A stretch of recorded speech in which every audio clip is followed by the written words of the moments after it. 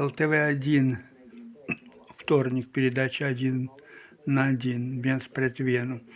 Вот здесь вы видите военную женщину, замужем, муж на одну военную ступеньку меньше ее. Конечно, ведущий не упустил залезть в вопрос конвенции. Видимо, он, так же, как и другие его братья радужные, значит, им нравится эта конвенция, и от нее взял ее мнение.